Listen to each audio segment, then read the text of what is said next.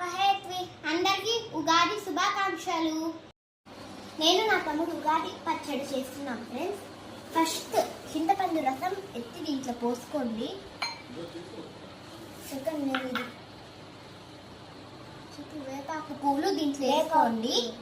మామిడికాయలు దీంట్లో వేసుకోండి.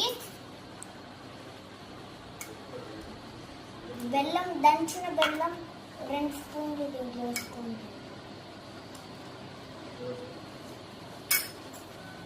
పచ్చిమిరపకాయలు దీంట్లో వేసుకోండి. ఉప్పు దీంట్లో వేసుకోండి. లాస్ట్లో ఎప్పుడు కొంచెం వాటర్ పోసుకోండి. చేసుకోండి. మిక్సీ అంటే మన ఉగాది పచ్చడి రెడీ. ఇప్పుడు అందరికి కొంచెం టేస్ట్